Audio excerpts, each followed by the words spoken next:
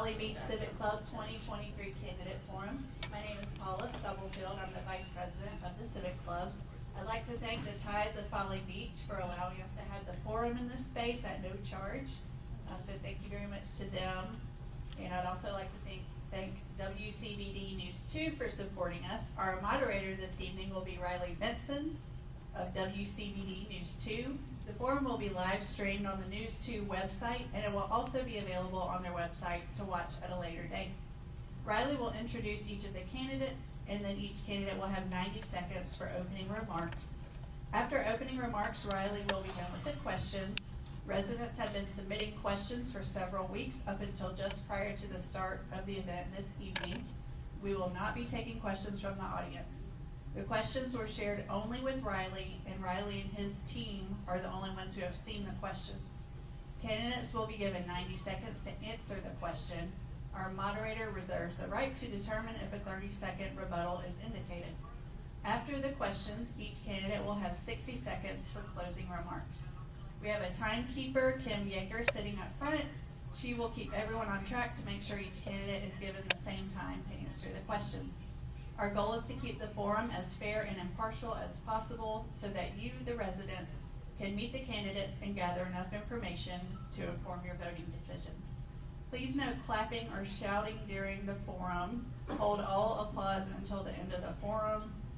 Any outbursts from the audience will be requested to leave.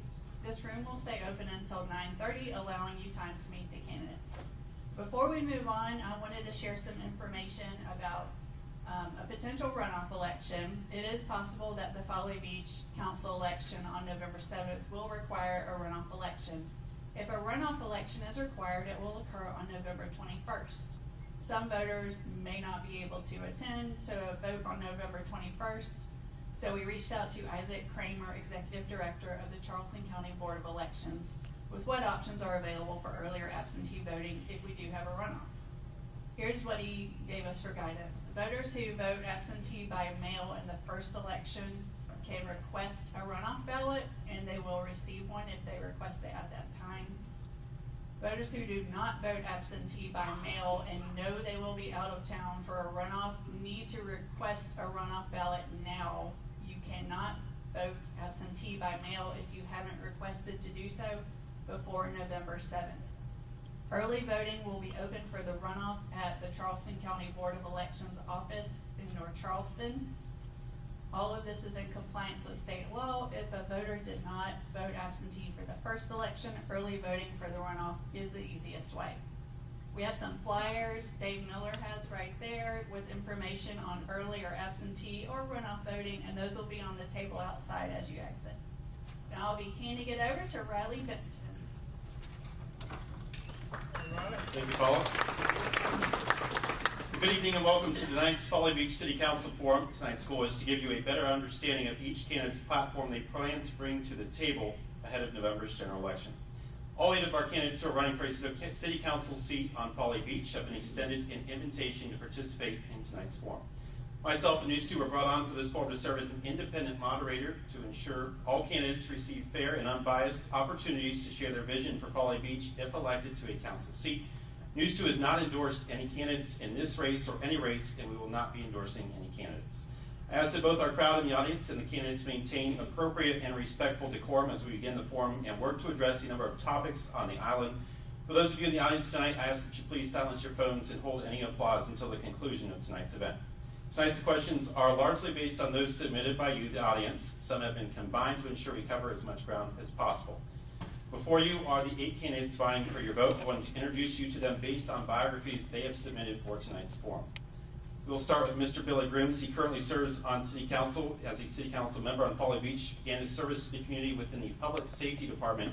Grooms brings a background in media and marketing and is heavily involved within the community. On to Jody Rogers. Jody has lived on Folly Beach for nearly a decade, having moved to the area in 2014. Rogers has a background in supply chain leadership and markets herself as a passionate candidate for City Council. Sharon DeMuro is a 23-year property owner on Folly Beach, having lived on the island for the past 5 years as a full-time resident. DeMuro brings a professional background as an attorney and audible book narrator. Ann Peets is a full-time resident of the island with a background in the healthcare industry and serves as a communicator for the Folly Beach Residents Association. Peets is a small business owner and works to be heavily involved in the community. Chris Bazell is a Folly Beach resident with a background in entrepreneurship as a small business owner as well as the technology industry. Bazell serves his community through community service and mentorship of the youth. Amy Ray has been a long-term renter and resident on Folly Beach dating back to 2006 and has previously served a term on City Council as Mayor Pro Tem. Ray currently serves as the Civic Club President on the island. Dr. Catherine Houghton is a current City Councilwoman on Folly Beach, having served the island since her arrival. Dr. Houghton hopes to continue serving island residents as a solution-driven public servant. And Jeanette Perna is a Low-Country native running for City Council on Folly Beach. Perna would like to tackle island-wide challenges such as livability, community safety, and rising floodwaters if elected to a council seat. We'd like to welcome a special guest tonight, Representative Spencer Wetmore. She is in attendance with tonight. If you wouldn't mind standing up, Representative, thank you for your attendance tonight. Candidate seating for tonight's forum was randomly drawn by each candidate. Candidates, I will ask you to stand up when you give your answers to the questions, allowing for a better connection with our audience tonight. We want to get started. To kick things off, each candidate will have a minute-and-a-half opening statement to introduce themselves and tell voters why they are seeking a council seat on Folly Beach. We'll start with you, Ms. Rogers. Be fair, be kind, and inclusive. These are phrases and words that I try to live by every day. And as your council person, I would strive to apply those principles to every decision and every action that I make. My priorities while on council would be to improve walkability and safety, to help mitigate risk with the city's infrastructure, and to make fair and compassionate amendments to this short-term rental ordinance. I have over 30 years of experience bringing together people with differing opinions and objectives to reach consensus. And I have also managed multi-million-dollar budgets. Those skills, I think, will make me a very effective voice to represent you on Folly Beach City Council. Thank you.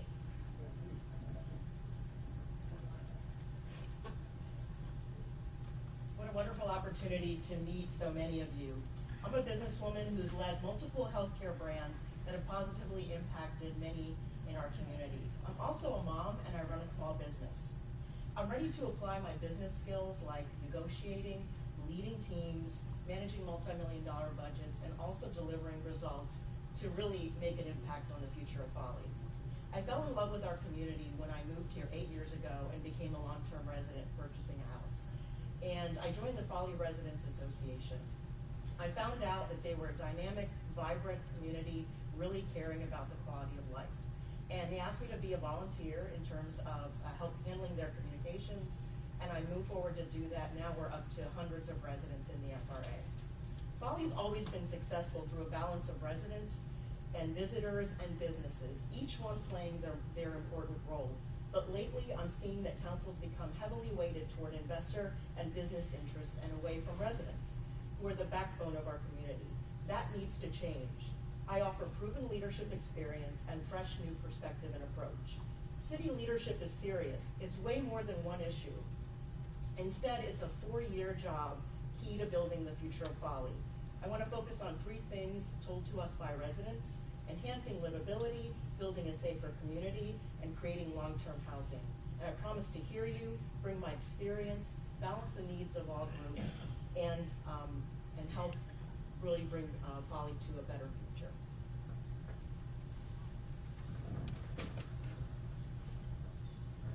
Yeah, my name is Chris Bazell. I want to thank everybody for being here tonight. I think it speaks well to our community to see so many people that are involved in the future of Folly. I'm running just for city council because I care deeply about this community. And I want to help promote the initiatives that help promote balance, community, and livability. My wife and I had spent a lot of time looking at different places up and down the coast, and the minute we came to Folly, it was just, we were taken by the community. It has a special feel. This has a small town that we just don't see on any other place on the East Coast. This election is very important. The decisions that the City Council makes over the next few years will have profound effects upon the nature of our community. This election is about serving that community and protecting that community. I believe we must restart the productive conversations on each side of the issues. During the campaign, I've made an intentional effort to go out and speak to people that just don't always see eye to eye with me on the issues, because we need to have those kind of conversations. We need to start having productive conversations. And as a member of City Council, I'll repair that division that we've seen in the island the last few months. I will also prioritize maintaining our beaches, working on policies that promote affordable, long-term rental solutions for public safety and workers, protect the balance of residents and short-term rentals, and address pedestrian safety, parking, and traffic. As I walked around the island, pedestrian safety was one of the top topics we had, so thank you.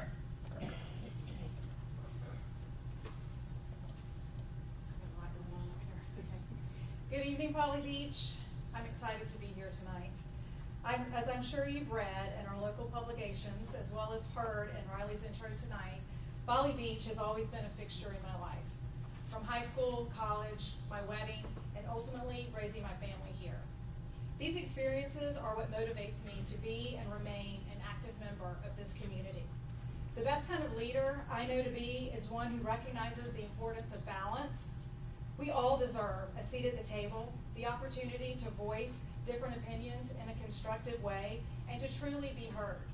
In order to best serve this community with sustainable solutions for today and recognizing that tomorrow's picture is equally as important, we have to be willing to do the work, ask questions, and show up ready to make decisions to get the best possible solution.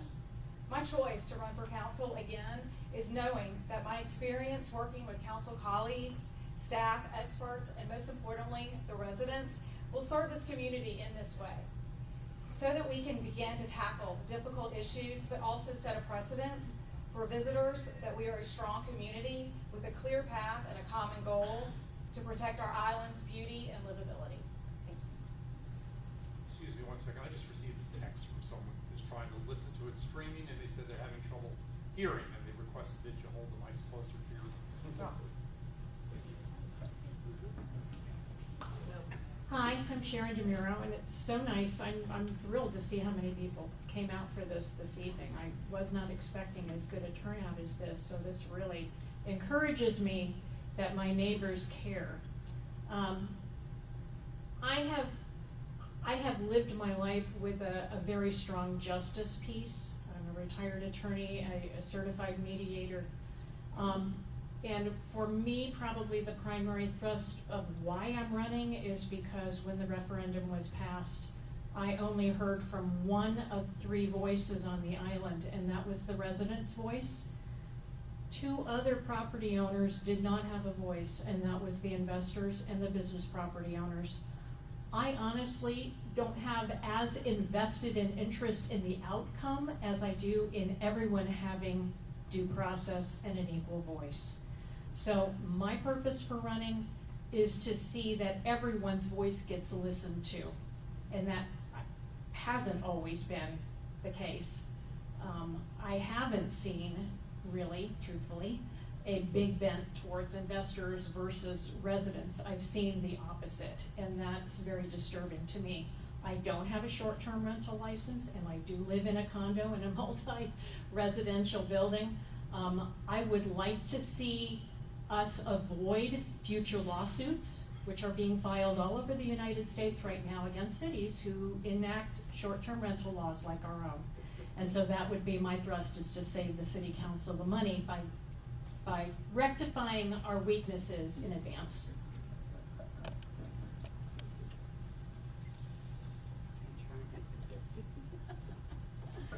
Hi, I'm Jeanette Perna. As Riley said, I'm a Low Country native. I have 4 generations of my family who have enjoyed this island and all that this community has to offer. I'm running for city council because I feel there needs to be a balanced and informed approach to decision making.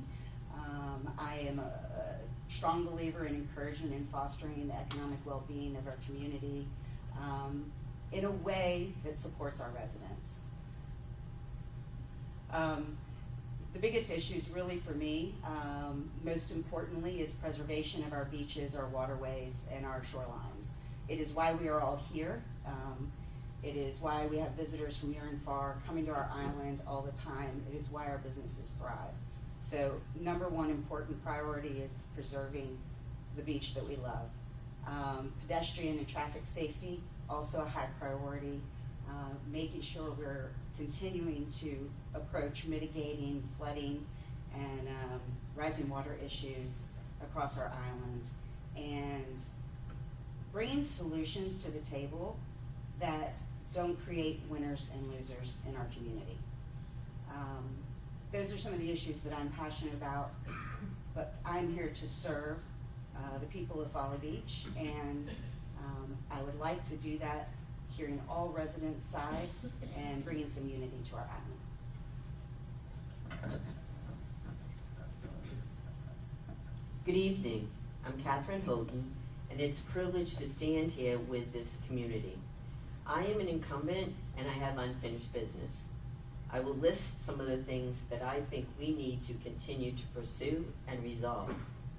As others have said, the environment, preserving that, the resources, our natural resources. Next, erosion. We need to continue with the erosion process and renourishment. Third, I absolutely worry about the infrastructure, the flooding, and the mitigation of that. Fourth, I think we need to have more programs and services from infant to seniors.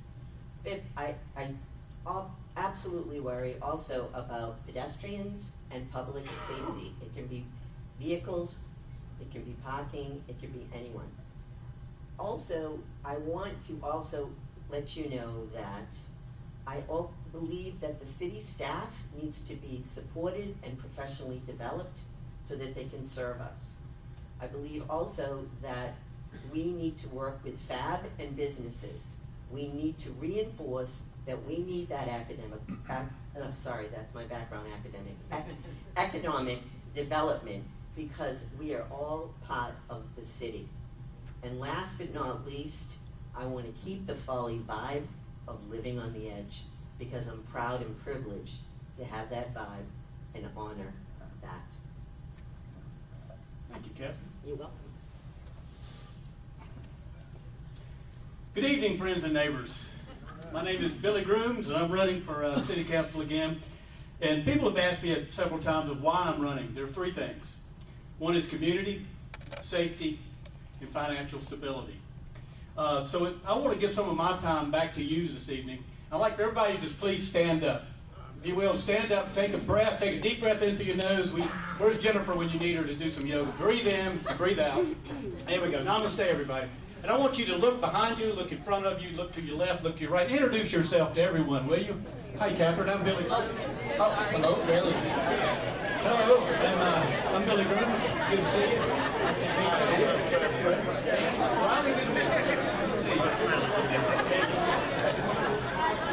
I know you. That's interesting. There we go. Tanya? All right. Jim, how's time looking? 30 seconds. Okay, thank you very much. If you don't mind, settle down. The rest is my time. I want our community to come together just like you did tonight. Find a balance. I want to be the broker of healing. We need safe things in our city. We need to, support our public safety. I work there. I mean, I know everybody. I work with the chief. I think we need, signs. We've got to do financial stability. Lee is here today. We've had the best 4 years of our whole city's career. I think it's been great. We've developed a solid budget. And with that, a vote for Billy is somebody you can trust. So thank you. All right, as we get started with the questions portion of tonight's forum, I do remind candidates that this is a forum and not a debate. And again, I ask the audience to please hold any applause until the conclusion of tonight's event. We're going to start with a question on short-term rentals. Candidates, if you support the current ISTR referendum that was nearly passed by 53% of island residents in a vote earlier this year, please raise your hand. Stand up, stand up.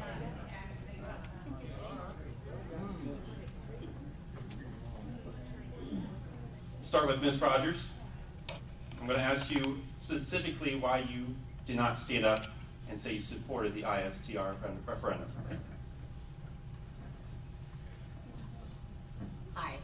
So I did not support the referendum because I felt like they left out a lot of the recommendations that were put forward by the short-term rental committee. Short-term rental committee spent 8 to 10 months drafting proposals that I thought really sought to seek fair and balanced proposals to balance the limit the growth, as well as balance that with property values and essentially keeping a thriving economy. And of the 5 proposals that I think were disregarded in the referendum, I think they could have really helped prevent a lot of the tension and some of the economic impacts that we're seeing now to the island. So one of the proposals, for example, was that they were recommending that every property owner would get a one-time waiver to be able to sell their home to somebody who had 30 days to apply for a short-term rental license. I think that would have helped tremendously. They also were excluding multifamily units from the cap. Also, I think that would have helped tremendously. And they had a proposal that of the increased license fees, some of that be set aside to assist long-term renters or property owners to give tax breaks to long-term rentals. Really quickly. As we go down the line, just please specifically say why you do or do not support the referendum, please. Thank you. Absolutely. So I absolutely supported the cap, and the reason is that there, as Jody mentioned, I do agree there was a different version of this whole cap situation proposed, and what ended up happening is that was voted down in 90 seconds by a council that was more driven toward investors and businesses than residents. The referendum then had to be put together and basically put through so that the residents and the voting folks of Folly could make that happen. That's why we supported the cap. We certainly saw that there were some drawbacks. I certainly support the amendments and some of the proposals by City Council and Mayor Goodwin to basically take care of some of those drawbacks. I think we're in a great place to negotiate to fix those, but I think it is important that the cap was put in really for livability, for balance, to strike a balance between short-term rentals and residents and businesses, and also really to protect our neighborhoods. Many of us have had a really difficult time with the short-term rentals in neighborhoods. Certainly some are managed well, but others, we end up being the owners of these short-term rentals with these off-site managers who are not there. So that's why we support the cap, and we had 53% of the voting residents on this island pass the cap, and we feel very strongly that we should not go backwards from that. Yeah, I supported the cap, and I'm proud to say that. Our resident population was being severely impacted as the short-term rentals were infiltrating our residential communities. Basically, the whole thing just comes down to balance.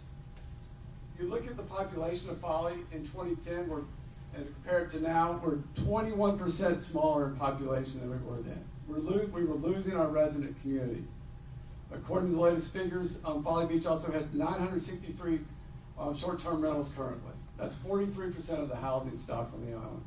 Again, balance was needed. We just celebrated Folly's 50th birthday. And the referendum really just came down to one simple question. What will Folly look like in the next 50 years? Do we remain a community, or do we turn into just another generic seaside resort? There's lots of cookie-cutter beach towns along the South Carolina coast. Folly Beach is special, as it's been able to keep that sense of community that makes it so unique. It's this unique character that makes people want to visit and live here. That's why we came here. It's our community that sets us apart. We need to protect that. The rules and regulations that we passed in February are just simply in place to maintain a thriving residential community. It's all about balance. Someone once said, the heavy lifting is done on the backs of the residents, not the tourists. I say we need a balanced community of both. Thank you.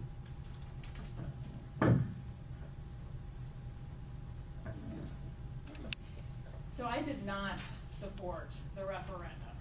And I didn't support it because I wanted options. I understand the need for a cap, especially one that offers workable, livable solutions and does not diminish either side. With proper amendments, we can provide solutions that will serve more residents, allow for generations to remain a part of Folly, and to create opportunities for new families, long-term renters, and retirees. As an experienced leader, I understand it is my job to find those answers, to create balance and sustainable solutions.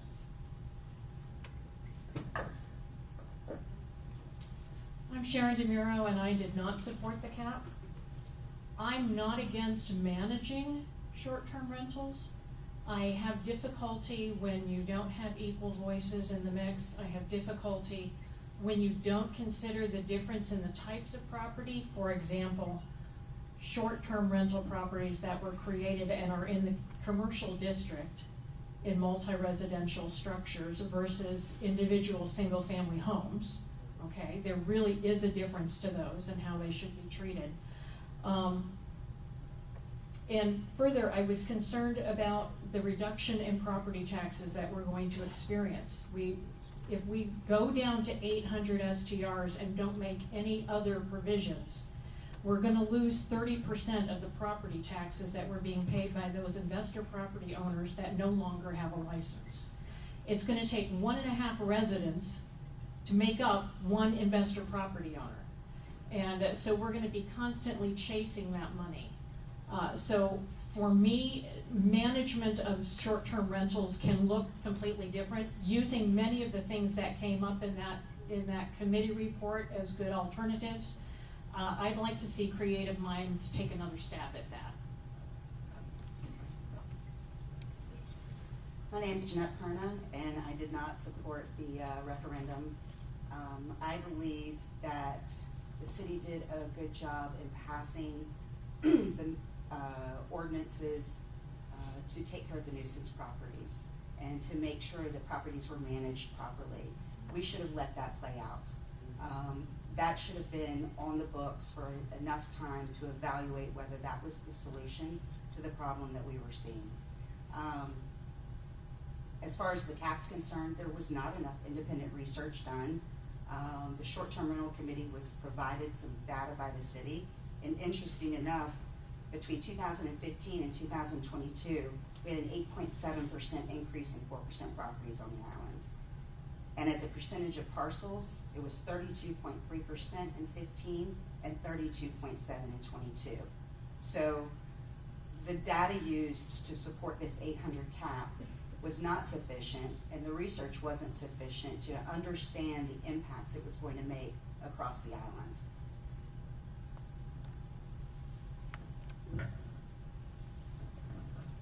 Well, this is my unfinished business, to be brutally honest. I, being an incumbent, participated in everything.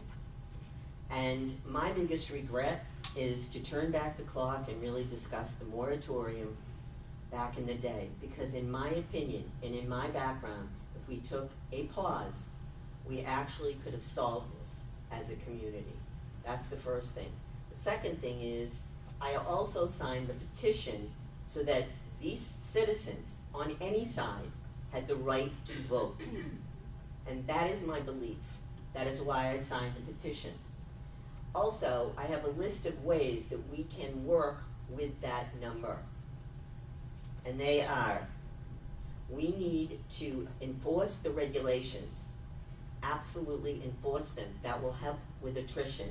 We need to eliminate event houses. That is spot zoning, that is essentially having a mini hotel beside neighbors.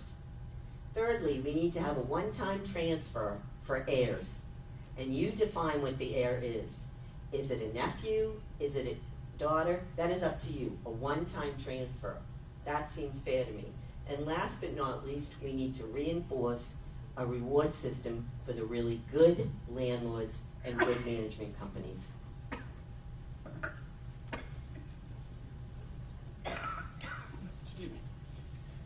Well, obviously, I did not support the current cap in council, and you all were probably witnesses to that. But I will respect the referendum and as it was voted on by the majority of the people. I would support a balanced cap. I think this is something that the city needs. And I do want to make something I think Ann had brought up about we had voted down the cap, and actually the council did not vote no. We voted yes to call the question, and there was a reason behind that. We did not have sufficient data at the time to make a wise decision on the cap. There were questions about zoning, there were questions of multifamily houses, and so we voted to call the question.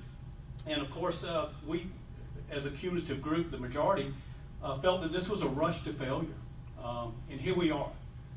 So I do feel that we will be able to find a balance. We're able to find compliance. We'll be able to find a happy medium that we all can live with.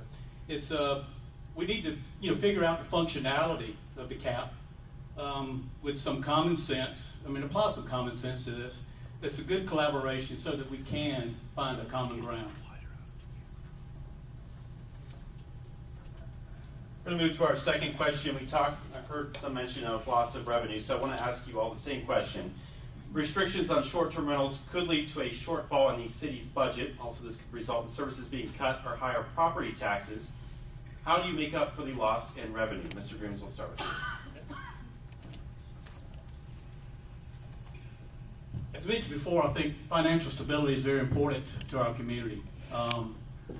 Roughly 43% of our budget is for public safety. Another 20% is for our public works. You pay, I think, close to 38% in property tax. We do not want that to go up. You have to sort of step back and look at this and figure out the numbers of where we are and what we're doing as we go forward. We've got population increases out in the Charleston region that are coming in. We've got to spend more money. And the effect that it will have, I still think that we could continue to grow with some of these exemptions of the properties. If we look at that, I think some of the heirs, we could work with some of that to make it more, I say, better for people passing it down to their children, so that the continuation of the STR, it could or it could not. Have to confer with Lee, but I don't think it's going to have a huge impact by following a cap or a cap, so that we can move on and make the city better.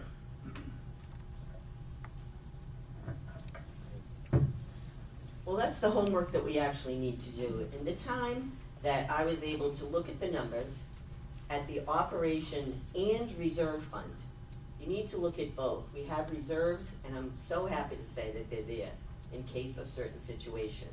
So we're talking operational budgets and reserve budgets. The other thing is, back in the day when I was trying to do the math and running and trying to do the right thing, because I certainly don't think it would be fair to have you all, as citizens, basically pay for our mistakes, frankly. So in that process, I did speak with the finance folks. I tried to reassure myself, but there is still data to be had.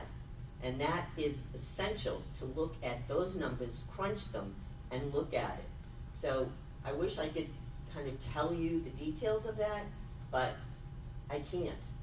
The other thing is predicting. We need to be able to do a moment in time, predict, and we need a long-range plan. And we need to have it unfold so that we can live with it. All of us can live with short-term planning, right now, present, and then long-range. So strategic planning with finances focused is what's important for the city to move on. So I think you guys heard something pretty important, which is we passed this cap without the homework. That was my point. We didn't do the research. We should have evaluated the financial impact to the city that this would have caused.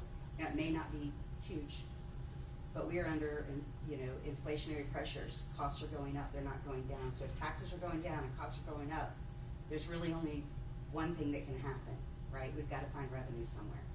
And so these are the issues, and this is the problem. We did this without the proper research. The cap was passed in February. Nothing against my friends from council, but if they don't have those numbers yet, then why aren't we evaluating it now? That's the planning that has to be done. And Dr. Houghton, if you want a 30-second rebuttal, you're to respond to that. Well, this is new to me, but I mean, that's all right. I don't really need to rebut, to be honest with you, okay? But I will tell you that whoever is selected out of all of us, I will support them, whether I'm on council or not, because we are all in the same boat on this unique island.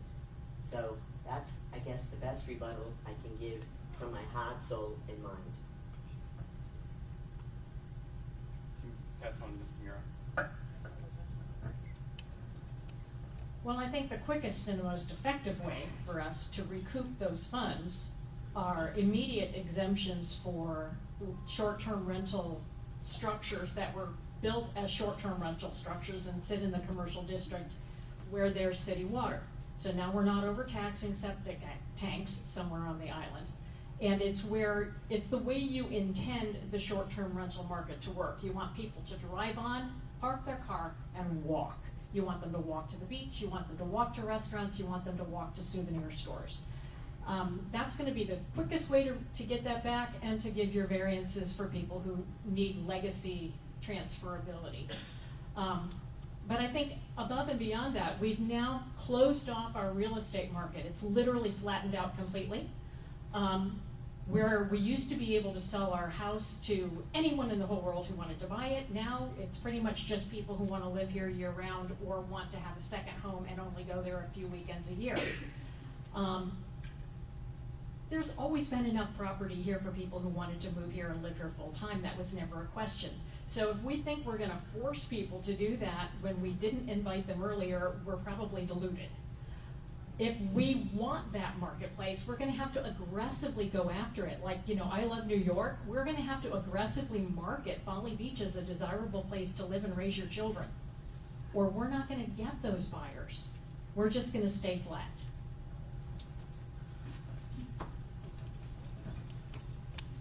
Well, I'm pretty sure that Folly Beach is a desirable market and a great place to raise your family and to do all those lovely things. I think the path forward with this is, as many have said, there's still clearly a lot of work to be done, a lot of data to be looked at, a lot of considerations to be made. What is that path forward? I wish I had a crystal ball and could say it's going to be boom, boom, boom. But we have a great staff that can give us wonderful guidance. We have a history of how this has gone so far. Let's learn from that. We can do better. I think finding a balance that offers, room for those folks that want to vacation here, room for people that want to move here and raise their families, room for people that want to visit during the day, plenty of options for people to long-term rent and maybe eventually become a full-time ownership of their property, as well as, there's enough room for everybody on this island. We just have to figure out the proper balance. And, I have faith. I wouldn't be sitting up here today if I didn't think it was possible, because I know it's possible. I know we've got the right experts to make those good choices, because we have a second chance.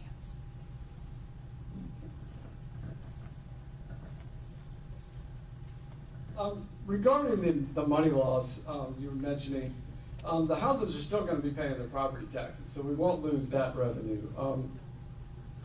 One of the things about the data is we need to have context. Context in the sense of everybody incurs costs. We've got how many city resources are going to manage STRs, these kind of things. I got a letter as a homeowner back in 2022, I guess, from Dunes Property that indicated that historically, a third of the houses on the Folly Beach were operated as a rental. So at that point, the city didn't face a shortfall. We're making a lot of assumptions here. I think we just need to back it up with data. The cap as it is it perfect? No, I'll be honest. There are some issues. We do need to address the inheritance issue. We do need to have a wait list in place so that people can start making plans. So there are some things we need to do. But I think, a lot of people have asked me, how do we move forward on this STR issue? I think the biggest thing we need to do is stop looking backwards. We need to look forward. I'm really happy that the city came out last week with their list of 12 refinements. I think if we get together and look at these tweaks, we can make changes that address a lot of the concerns people still have with the cap. So, thank you.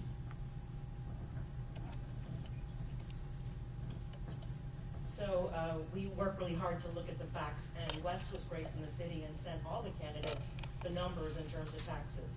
So we have a $12 million budget at the city, is what I understand, and $3 million is taxes, basically collected from real property taxes.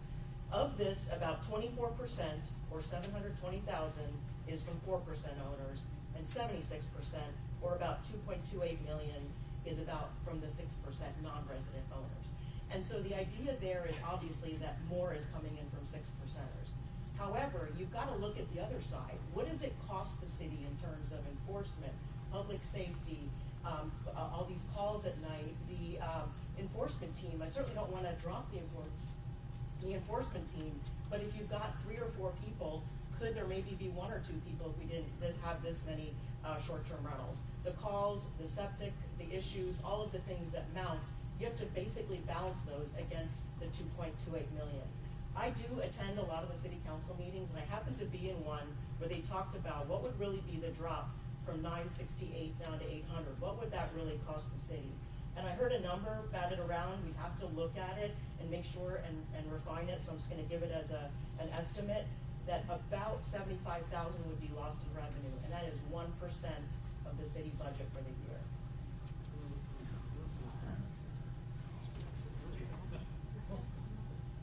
So I agree with Ann. I'm actually the one that requested from Wes what the numbers were, the split between the 4% property owners versus the 6% property owners, and found out that the split was 76%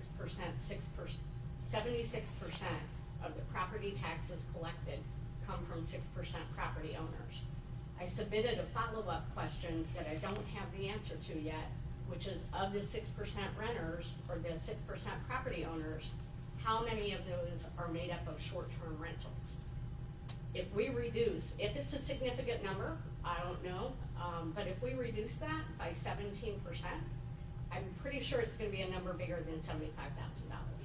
The other thing that I would say about that is that short-term rentals had a registration fee increase that accounts for $1 million in the city's budget. They also contribute to a tax, hospitality tax, and the people that rent there contribute to sales tax on the island. So we have to look at all of the revenue that short-term rentals bring before we start talking about how much we're going to lose in the value there. I have one more question on short-term rentals before moving on. A question for everyone. When it comes to short-term rental restrictions on Folly Beach, how do you strike a fair balance between livability in the community and residential rights to rent out private homes?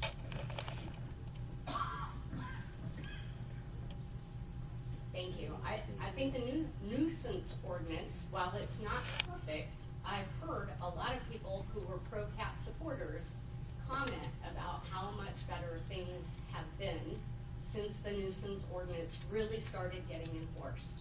We added enforcement officers. We tightened up what the rules were around short-term rentals.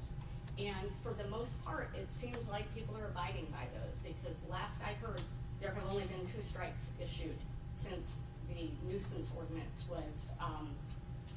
was approved in September, or since the first of the year, I'm sorry.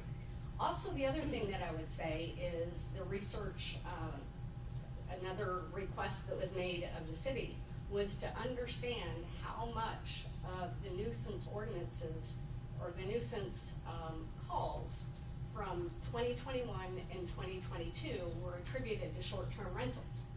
And in both of those years, it was 4% and 6%. So the short-term rentals are not the ones that are causing the nuisances, any more so than day trippers, visitors that come here for the day, or full-time residents, to be honest. So we've seen different numbers, not two call-ins. I think I've seen data to be since July that of 40 or 50. It's really hard to decide, what's attributable to short-term rentals. That is the truth. I think definitely the city has an opportunity to basically do better in terms of capturing all of those. I know there's a lot of people who call in a lot of enforcement issues, and they not necessarily are related. I think the balance can be struck between residents and short-term rental owners very easily. We, on the resident side, are seeing a lot of positive first kind of blush things coming out of the cap being put in place. It's been 7 months, and what we're seeing is that owners are managing their property better because they're scared of losing a license and not getting a new one. They're on site more, they're paying attention to the restrictions, the new software that's gone in. A lot of the residents are feeling a lot better in terms of this manageability through the cap. It's not perfect, we need to definitely work these amendments through. But on the other side, I think short-term rental owners, I think if they can pass the amendments that can make them feel better and help them feel better, we can come back together as a community. I don't think anybody wants to lose out of this, and restrictions are always challenging because it's change, but I certainly think that we can balance between both sides and make it work.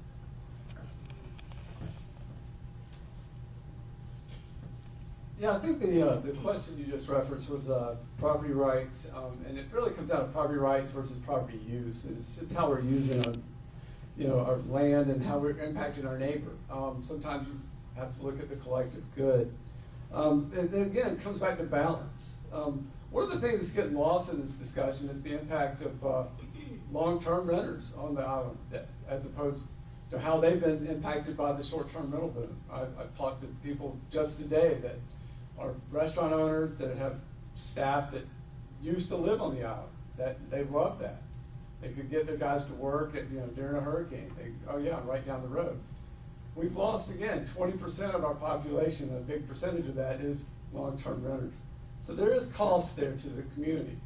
One of the things, too, about this is again, how do we balance this? It's again, putting self-interest and personal interest sometimes has to be mitigated with the common good. So if we're all pulling together and look at the 2 or 3 remaining issues, I think, surrounding the cap, the heirs issue, the wait list, then I think we can kind of bring the community back together and have more of a consensus around this issue.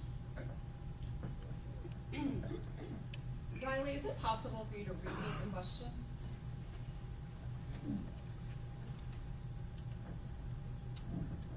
So a question for everyone: when it comes to short-term rental restrictions on Folly Beach, how do you strike a fair balance between livability in the community and residential rights to rent out private homes?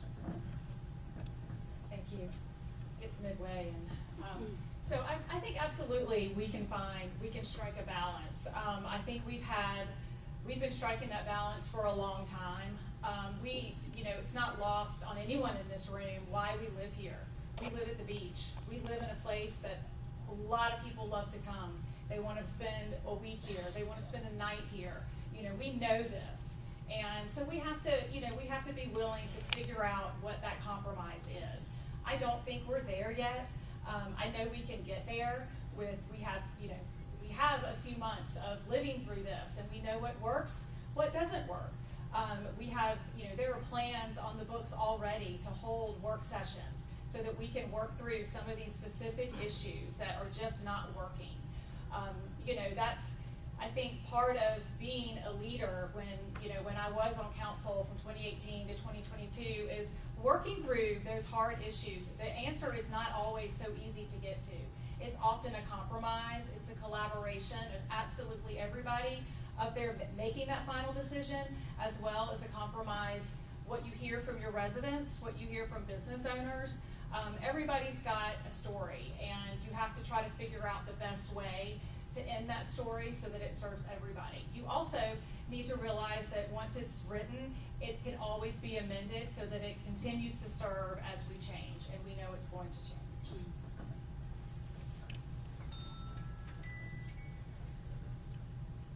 I've spoken with several residents who, when they pushed the yes button on the referendum, read the description and said, oh, that would be really nice to not have as much beach traffic, to not have the noise and stuff at the party houses. Yeah, that would be really good. And they voted yes. They had not given any consideration at all to the fact that their property values were going to drop overnight by 20%, that we were going to end up with zombie properties because people were mid-construction when this passed and now they'd never be able to finish it and sell it to an investor. Just a lot of issues that came up that people didn't anticipate. If you were to take the referendum vote tomorrow, you might find a different response. So all of the variances and exemptions and things are great. We need to begin working on it immediately because these zombie properties, I mean, the real estate market is dead. If these people can't sell their properties, we're gonna have a whole new problem on the island that we didn't have before. Also, I don't know about you, but I've lived in big cities where you had whole neighborhoods that became long-term rental neighborhoods.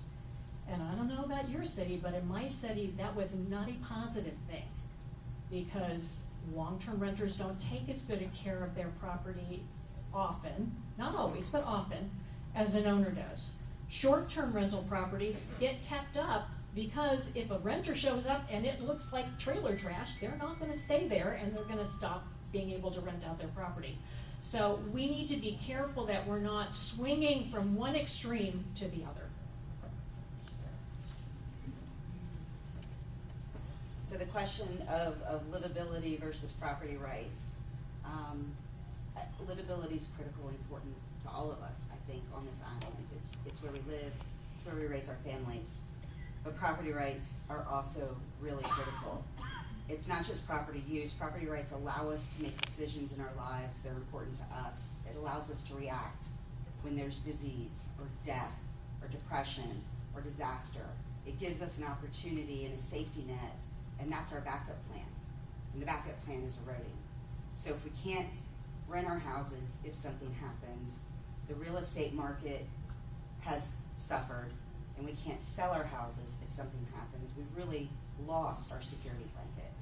And that's part of property rights.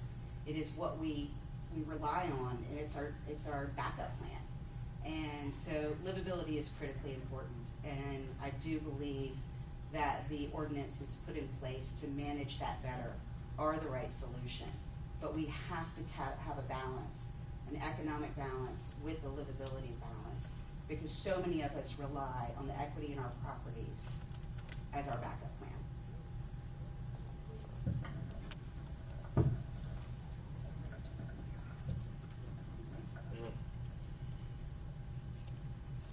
I've had this debate with my siblings. My sister is a banker. She's a trustee of a bank. My brother is a real estate attorney. I've learned from them that there's no easy, quick fix, because the variables involved right now in the situation involve mortgage rates, involve that we have wars going on, and it is a complicated situation. So I won't get into the details of that, although we've debated it so that I could be more educated. I will tell you that I cannot absolutely challenge any of the quantitative data because it still has to be had. Do I feel more comfortable if I could make a data-driven decision? Absolutely. So I'll tell you some qualitative information that people have come to me to share their stories. And that is why I have put event houses at the top of my list. Because they have told me how difficult it is to live with that. And they're afraid to knock on doors. This is not Folly. So that is why I am more than willing to work on some of those issues. And also, with the anecdotal information, you all now are coming forward much more to give me the knowledge, to give me how we're going to live with this together as a community. Thank you, Catherine.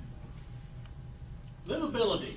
I don't know about you, but I'm having a great time in Folly Beach. Who else is there? Yeah. And against residential rights. I look at this, And I think for what we are as Folly Beach, you know, we're fun-loving, we enjoy ourselves. It is a tourist town. That is our economic driver.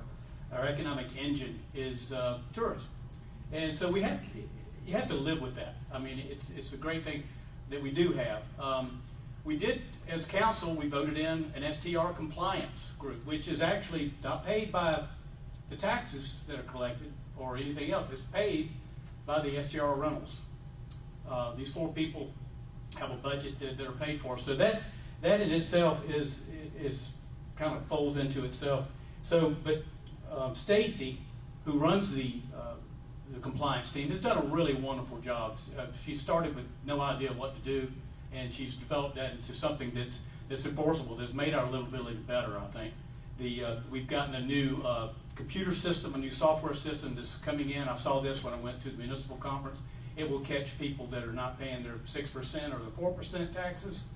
If they're living here and voting or doing things they're not supposed to, full-time at 6%, then that's we're going to get caught eventually if they're renting out, if they're multiple bedrooms or doing things. It's something that's a necessary evil that we do have to have, but I think it's been effective, and I think it'll make the livability good as well as keep our economic engine running as well as we can.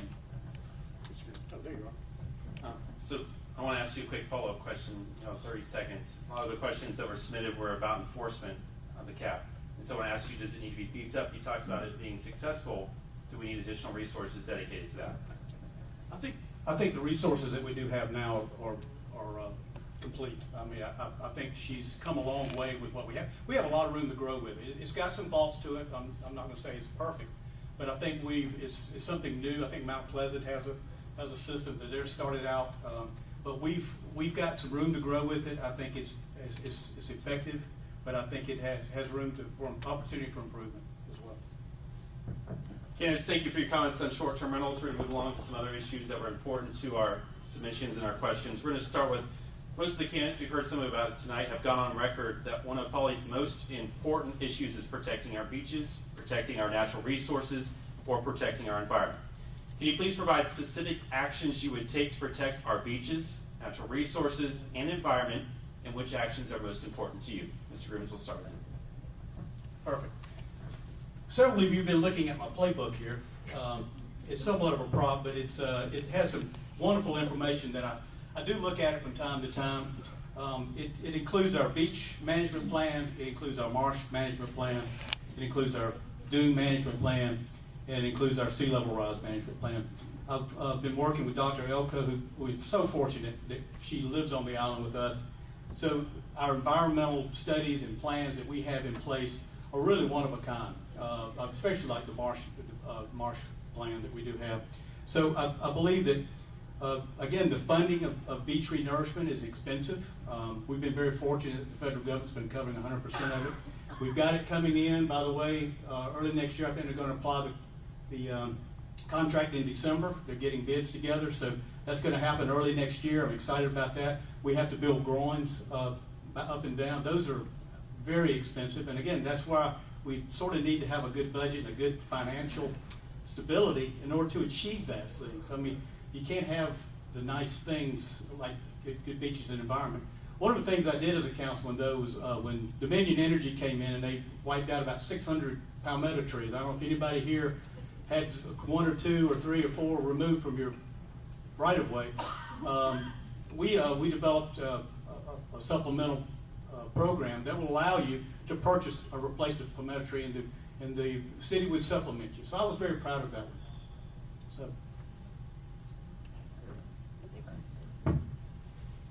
Well, I'm actually thrilled to have this question because that is who we are.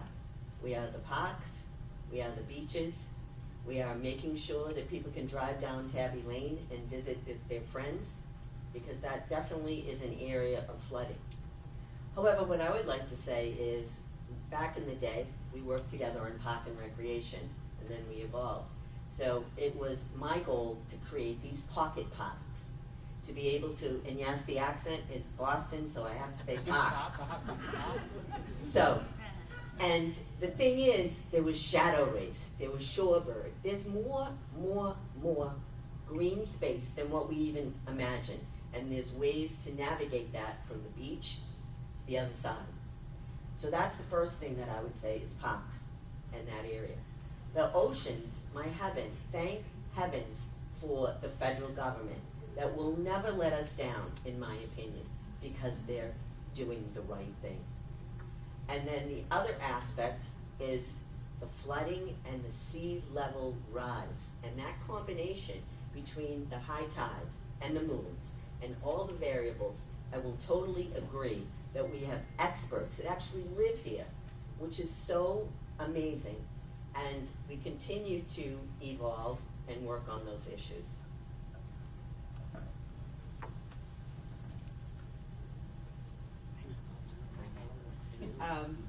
I would just say, I think all of us can agree that our beaches, our waterways are probably one of the most important things in our lives. It's why we are here. And I think the city has done a very good job of working through renourishment projects, renegotiating the contract. They've done a lot of good things, setting the setback line further back. So we just need to continue those efforts and the work that's done. There is a lot of good work already started, a lot of good work in the plans, and it's critical that we have the funding to make sure that Folly can support its part in that process. I think we also need to look at other incentives. Can we do, a living shoreline incentive program for homeowners who want to take advantage of that? So what are the other things we can do to incent our homeowners to be good stewards of our beaches, of our waterways, and of our shorelines? But I do think the city has done a really good job in a lot of that, but we have to continue planning. We can't sit back and hope that the Army Corps of Engineers signs the contract every year. We've got to always be planning ahead. A lot of beach communities, and I'm thinking off the top of my head now, Marco Island, Florida, for example, they do a beach renourishment every year. Because they do it every year, it's not as big a job as it is when you let it go for 5 years, and now you have to rebuild 8 or 9 feet of beach sand. I know it's incredibly expensive, but since it's our bread and butter, it's why people come here. I would like to see us be doing it every year, if not every year, no more than 2 years. We are about 1.5 years overdue now. And we know that because it's taking away the grasses, it's taking away the dunes, it's pounding at every high tide the seawall in front of where I live, which isn't the case when we've had a renourishment done. So we're probably well overdue, and I'd like to see us doing it more frequently. So I lived out here when we didn't have a dune management plan. We didn't have a marsh management plan or a beach management plan. We didn't have that. We did have renourishments that were provided by the Army Corps, but there was a plan, but there wasn't a real plan. When I was on council before, that was one of the first things we did. We had a Beaches 101 class. It was incredible. We spent days learning from the bottom up, what happens when the sand erodes, where does it go, how do you put more in? Same with the marshes. We tackled each one of these, and then we put those into ordinances that we're still relying on today. And so protecting our natural resources is the foundation of every issue out here. If we didn't have our natural resources, then we might as well all go home. We've got nothing to argue about anymore. And the best way to protect our natural resources is to have a plan, and I just talked about some of that plan. Part of those plans is what helped to create our sea level rise adaptation plan, which includes the beach, the marsh, the dune, all of those things. Also, these plans consider climate data, new infrastructure, and drainage projects, and that recently has been updated to plan for 1 foot of increased water levels by 2050. This is now called our Folly 2050 Planning for Water. These are plans, and that's the one thing we can rely on, is that we always have a plan.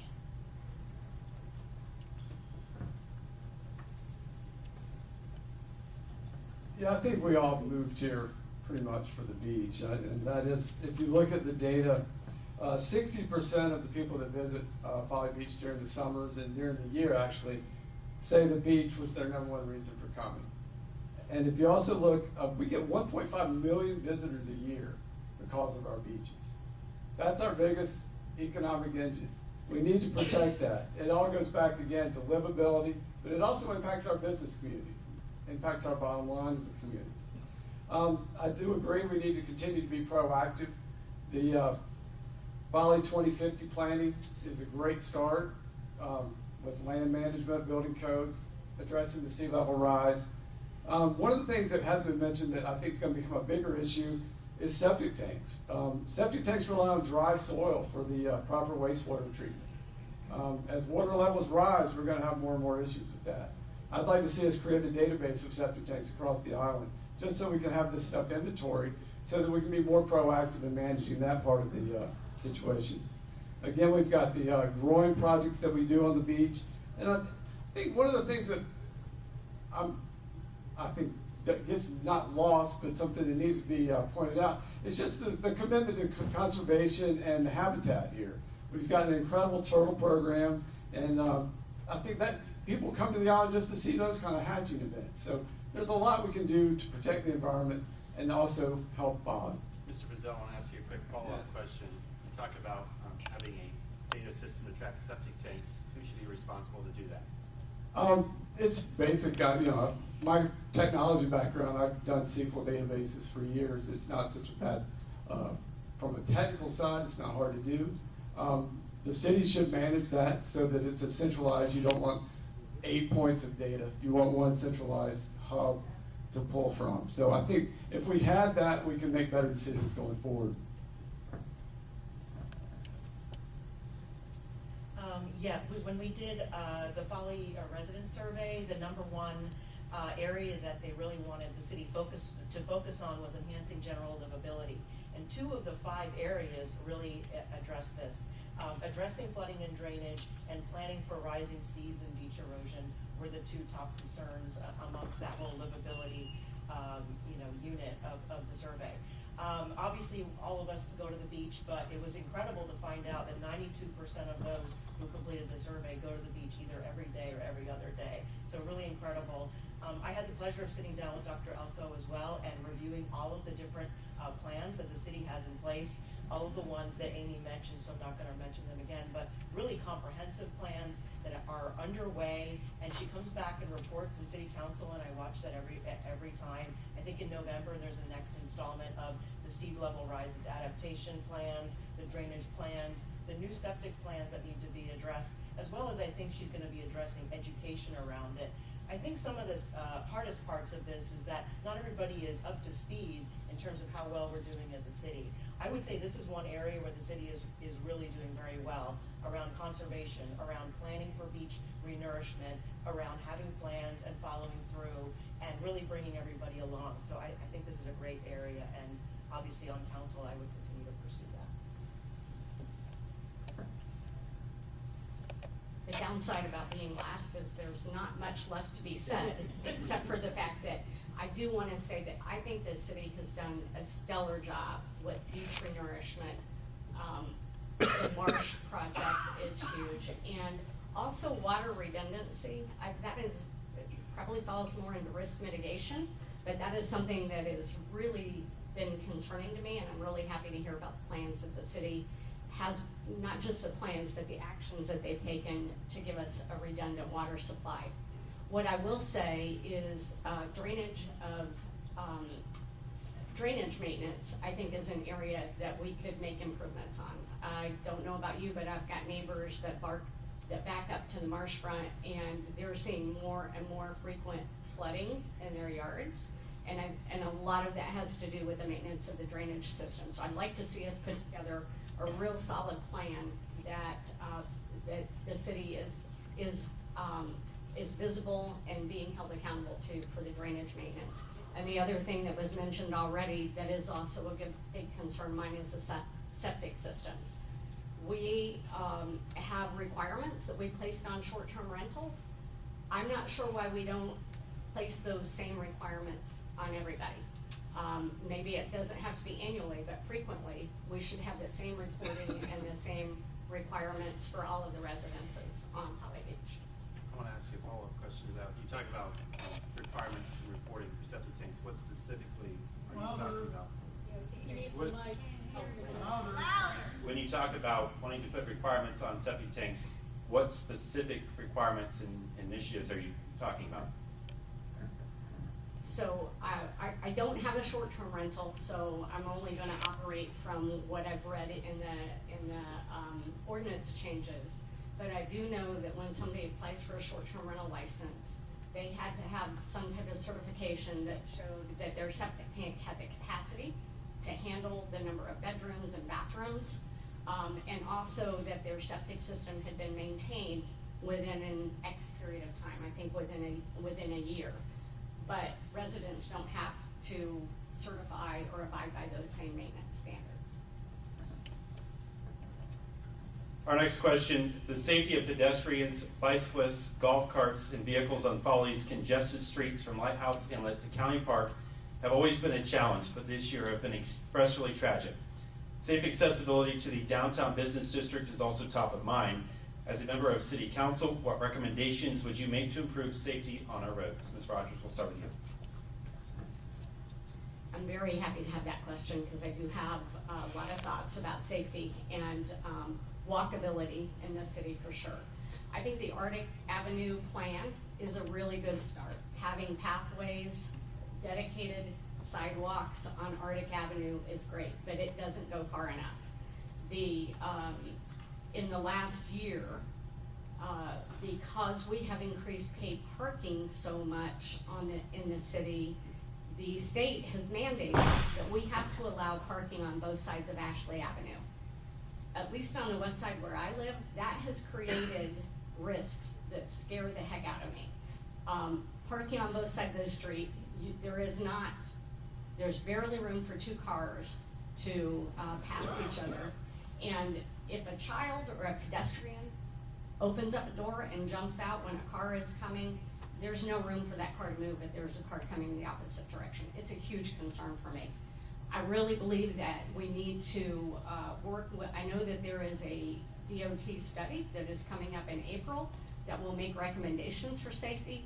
We need to accelerate that and expedite it as much as we can to get walking paths all the way on Ashley Avenue that go north and south all across the island. So in terms of the residents, the 61% listed building a safer community as a key priority for them. And it's really all the different safety areas like pedestrian safety on Center Street, limiting or adjusting traffic flow, crosswalk safety, stoplight possibilities, speeding and parking rule enforcement, and obviously bike paths and sidewalks. As Jody mentioned, obviously the Arctic Avenue plan is a great start, but there's also a lot been done by the city over many years where they've really looked into a lot of different areas and basically things have been looked at and perhaps thrown to the side that maybe need to be re-looked at. What I was really heartened by and excited by is when we did the survey, a lot of people raised their hands with really great ideas and solutions. And so I think we could put together really small working teams to just take a look at what's been done before and start pulling some suggestions together for areas that are maybe not covered in that Arctic Avenue plan or the walking paths. The walking paths, there's a big plan in place obviously, but if there are areas outside of that that still need to be addressed, I think that would be a great way to go to make sure our island stays safe and all the residents and visitors obviously feel safe on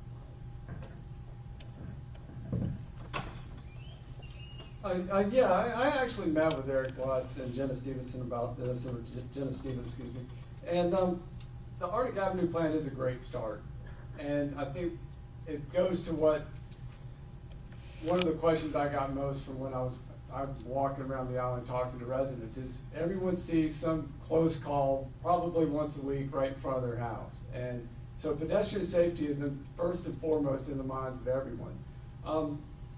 DOT is going to come over and do a safety audit in the next couple of months and look at the problem areas in Folly. And I think once we identify through their data the problem spots, it would be a great time to form a task force to start looking at more concrete ways of addressing this. DOT actually published a study that says most pedestrian fatalities occur at night in poorly lit streets. They also occur on places without sidewalks. And unfortunately, Folly Beach has a lot of roads that meet that criteria. So we need to continue to be proactive. Again, the Arctic Avenue plan is a great start. I think we should see what the DOT comes back with their safety audit, and then move forward with approaches to maybe slow down motor vehicles on our roads. There's a lot of speeding that you see. Work to increase enforcement of the rules, yielding to pedestrians, install more sidewalks, and have more flashing beacons at crosswalks, especially high volume crosswalks going to the beach. Because again, everyone's seen a near miss, and one's too many.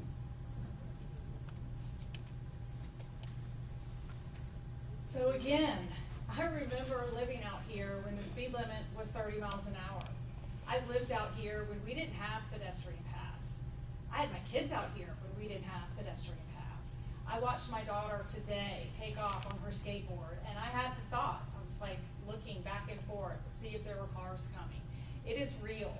And, you know, I was part of when I ran for council in 2018, it was to make this island safer, more pedestrian friendly.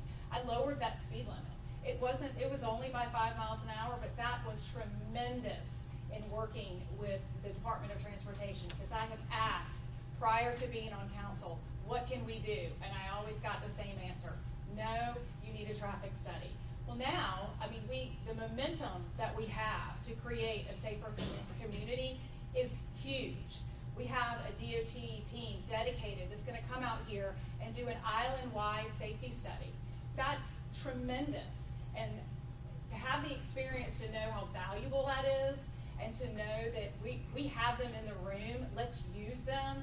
Let's use them. Don't waste this opportunity. It's super important. We have pedestrian paths that are already in place. We're working to connect those paths so that they can better serve everyone. Pedestrian safety doesn't stop. It's an ongoing thing. The people don't stop coming. People don't stop moving here. We can maintain it. I have a picture on my phone right now that I took actually just a few days ago. I was on West Ashley, had just come around the corner at the Loggerhead restaurant, and I was walking on that beautiful new pedestrian path. And I see a lady walking towards me, and across the street is a group of 3, and they're walking right down the middle of the road, in the middle of the roadway. And we're walking on the path, and we're like, see a path, see a path. That ranks right up there with, you pull up to the stoplight, it's green for you, and they cross in front of you like they never went to kindergarten and learned different. They're not going to use it, but I think it's a wonderful thing to have, because I think the majority of people would love to have it. I'm a little concerned that there are some streets on our island that are so narrow and the homes are so close to the road that if you have to be able to park on both sides of the street and have a pedestrian pathway, you're literally going to be at the front door, which I know is really popular downtown historic Charleston, but it's not going to be popular here. So we're going to have to be discerning about where we put them. I think we all agree that it would be great to have more pedestrian paths. That's a big ticket item at a time when we are now reducing our 6% income stuff. And I don't believe we'll still have the same 6%, because the people that can't sell their properties will dump them as quickly as they can, and then we'll just lose it.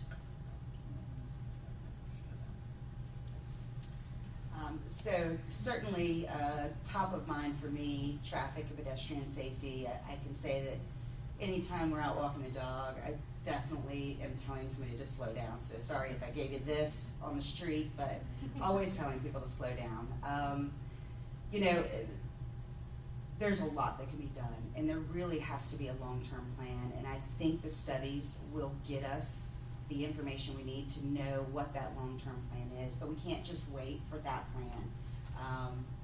There's a lot of things that are going to cost a lot of money, so we really should be considering, you know, a crawl, walk, run methodology to this process. What can we do now before the study to make changes? There are some simple things. If you go through the island, a lot of the right-of-ways are just covered and overgrown, and if you're at a stop sign, you can't see anything that way. You can't see anything that way, and the pedestrians have nowhere to go. So let's at least approach the items that we we can fit into the budget as we wait for studies and wait for money to help us improve those things.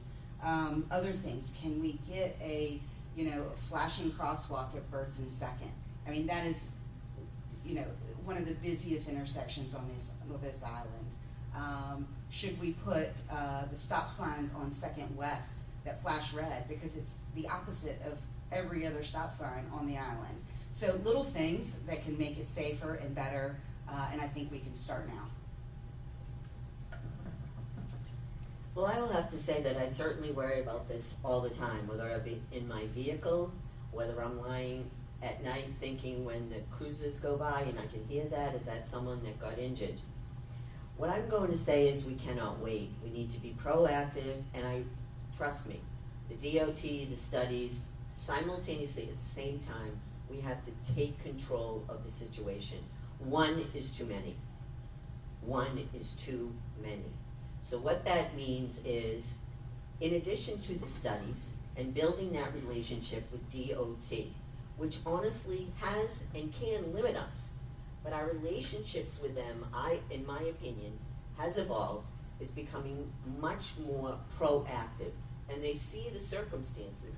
Folly is not another island. Folly is, you can't apply the same situation to each location. So I think that that is essential.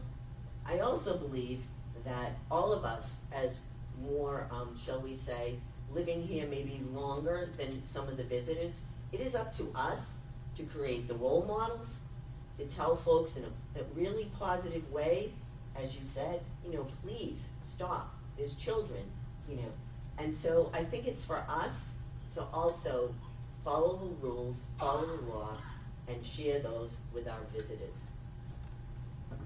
Thank you, Kathy. As I mentioned earlier today, safety is one of my priorities in doing this.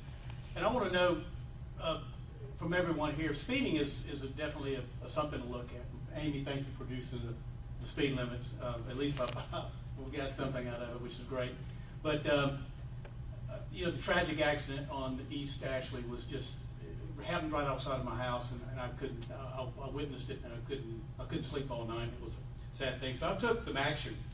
I called Senator Mason's office and tried to get some speed limit signs installed. With SCDOT, you got to jump through hoops, you got to do the studies, you got to do this. But one of the things that I see every day, and I don't know if you do it or not, when you're coming over the bridge and you see the radar signs sitting on the right, the little trailer that we have, do you slow down? Yeah. Right. Proven fact that 60% of the people that see that sign will slow down. With this, I'd like to see some stop signs with these sun-powered flashing lights up and down Ashley, throughout the island. But I'm trying to get this done through SCDOT, to Senator Mason's office, and with Aaron. So I'm currently working on that, really trying to get that passed so that we can make this happen and have safer pedestrians, and I think it'll be safer for drivers and definitely safer for the community. There you go again. Sneak around on it. So candidates, this is a yes or a no question. Please listen closely. A common question among those submitted has to do with residency and the fact of having a second home on Folly Beach is popular. South Carolina Tax Code deems a principal residence as a location where an individual spends a majority of their time, or more than 50% of the year. In a yes or a no response, do you spend more than 50% of the year at your Folly Beach residence? The answer is yes. I wouldn't have it any other way. I do travel the world a good bit. I try to do as much as I can. But there's no place like coming home here. So absolutely, I do spend 50% or more, as much as I can. Well, that's true for me as well. And to be honest, it is even, I have less time because of city council. That is the truth, in the sense of my choices, honestly, if I did not have this responsibility, I would travel more, I would visit my family, I would do other things. However, the sacrifice is worth it, and so yes, I live here a lot, and some of my neighbors know that, and I really appreciate it. As a reminder, just please yes or no. Oh, yes. Oh, I'm sorry. Yes. Yes. Yes, 99.9% of my time, unless it's spring break. Yes. Yes, 100% of my time. Yes, because I can't get my own husband to leave home more. Next question. Do you feel as though the current city council does an effective job at the governance of communication and transparency? If not, what ideas would you bring to the table to help facilitate better communication? Oh, this one's a tough one to be first. Yeah, I've been, I will say in the last couple of years, been going to most every city council meeting that I can. And the ones I can't go to, I listen to in live stream. And I would say definitely the city could do a better job with transparency and just data gathering, as has been evidenced through a lot of our discussion tonight. There's a lot of topics that are discussed that maybe all of the data isn't really available for yet.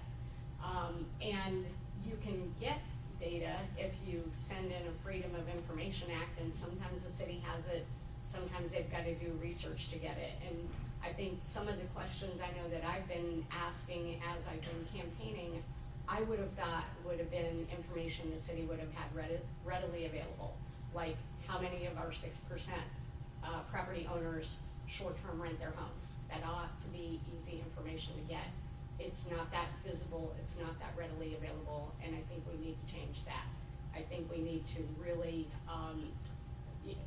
have databases and data that, and maybe this new software for short-term rentals will help, but that's not the only topic that we need to be much more open and visible with.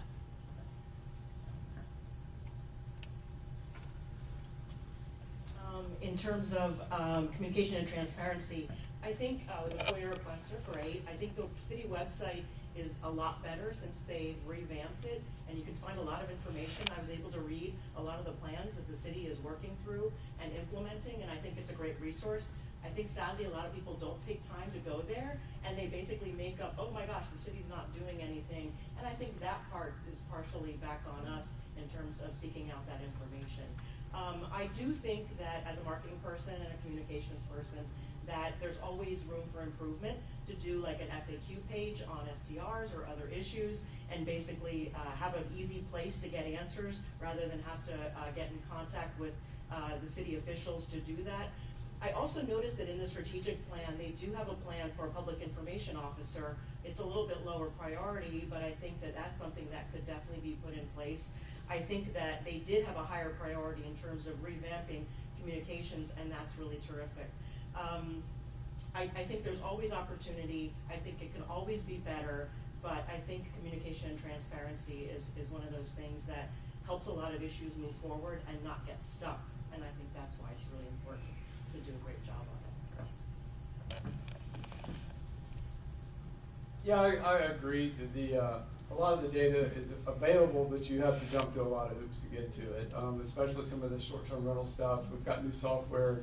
I'd love to see dashboards on the websites that enable people to see that kind of information at a moment's glance. One of the things that I've talked to just in my conversations with residents is I know there's a system for text alerts for emergencies and for different kind of public service announcements. I'd like to see that at least augmented to the point where people know about it, one, and two, are able to utilize it. A lot of people are saying, how do I get this information? How do you know about that? We need to have a way to get that information out. Since I've moved to the island, I've become very active in the Civic Club, and I do some work with the Folly Current, but as part of the Civic Club, we're trying to update the website. I donated my time to create that, but we're putting the information out there that's in the Sandsburg for people that maybe are off island that don't get the paper copy, just so we can get that kind of information out and try to make it easier for people to understand what's going on the island and what opportunities are available to them. So I think we could be a little bit more, I guess, in the technology realm, just kind of step it up. But I do think, going to your point, Jody, I think the dashboards for the data on some of this important information would be a really big step forward. Thank you. I do thank Chris for bringing the Civic Club into the 21st century with a website. It was definitely needed, and we appreciate it. You know, I think the city is doing a great job with the website. It's a new website. I was in the room when we were interviewing a lot of the companies that create websites. There were lots of choices. You know, I think there is room. There's always room for improvement, and no matter what, nothing's perfect. Nothing's ever going to be perfect. I think it is super important to try to get in front of things before they snowball and the rumors start. We know how that happens. Try to send out consistent information across the board. That's super important to be consistent with that. Another thing that I think can help with transparency as well as communication is, you know, getting it out there when we have these work sessions, when the Planning Commission is meeting, and what are they meeting about? What is the, you know, what's the protocol for a work session? Can people ask questions? A lot of folks just don't know. And the more people, you know, that you can get attending a meeting, the better that information is going to get out.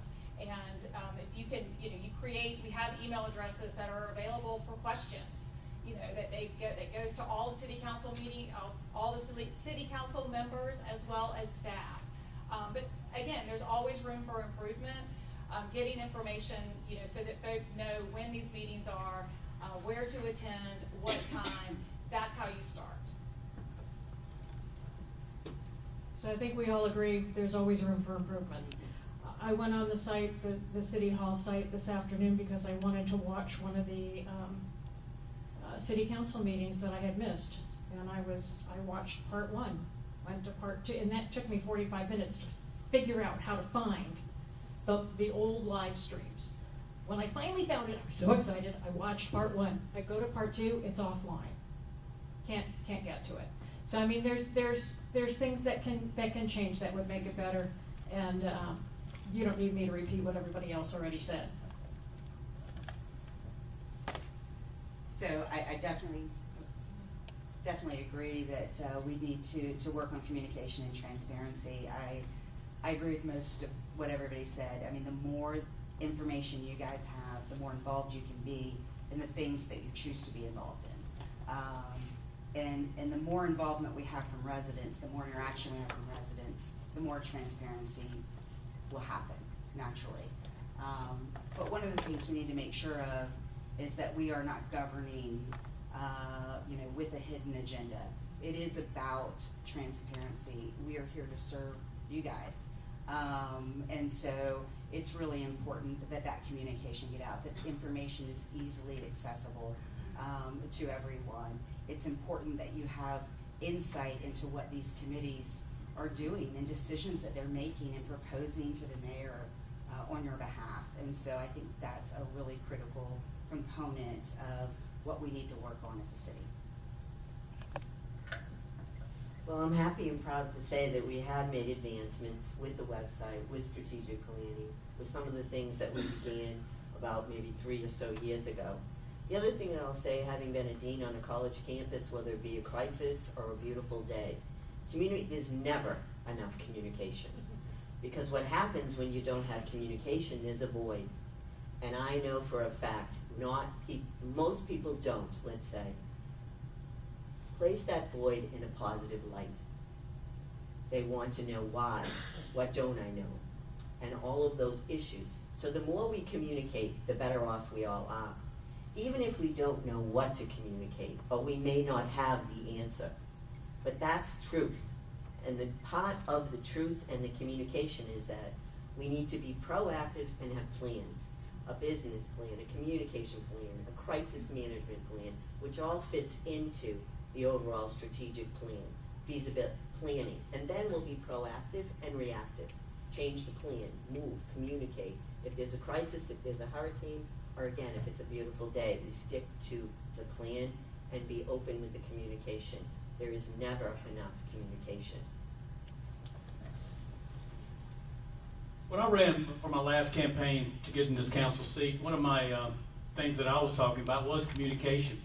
I saw that the website needed updating, and we did it. We saw that we needed some other things to communicate better, and we have. So I think, as Ann was saying a while ago, that we have improved it. Now, there's opportunity for more improvement, embracing technology that we have now, and I think Chris had touched in on that. You know, using some of our Wi-Fi, perhaps, you know, with a landing page for our tourists when they come in. If we could have, you know, just within the city limits or something like that. You know, I've always tried to get a radio station. We have frequency of low band radio stations that we could use in emergencies versus just using a text. That would help us, because if you lose power and you lose everything, there's only one way to do it, and that's by radio. And it would the cost would be slightened a little bit.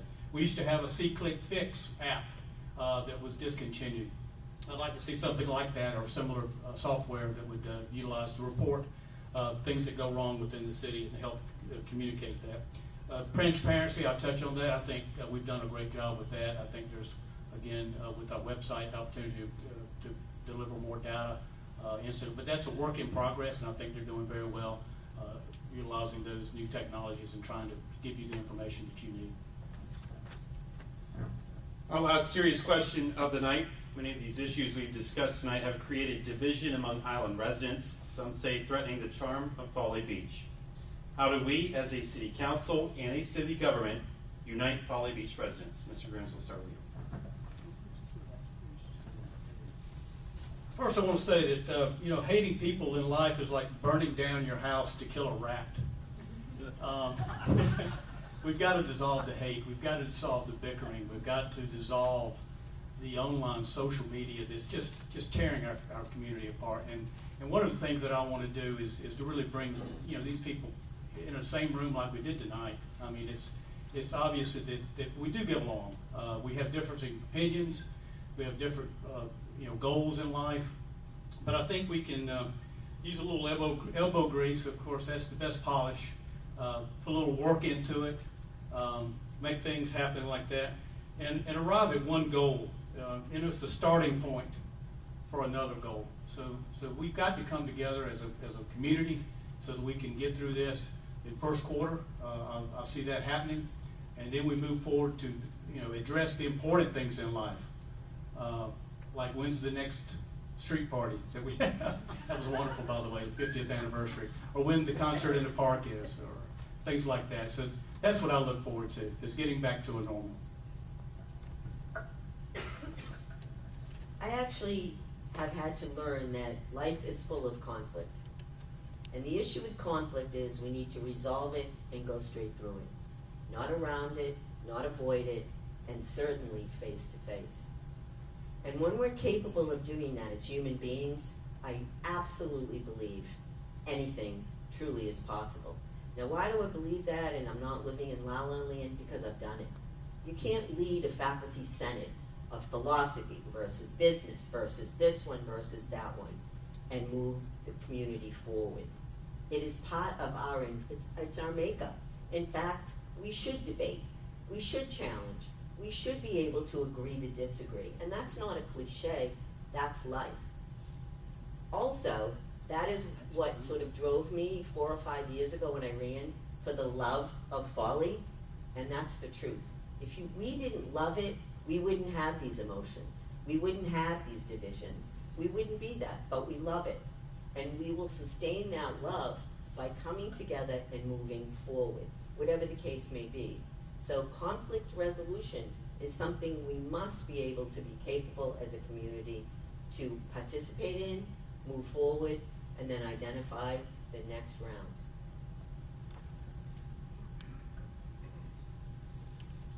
Sorry, it's okay, I just step on it every time. So I love Folly Beach. I love this community. I know all of you guys do as well. I think we all have one goal, which is to make where we live the best place we can, right? We have one goal.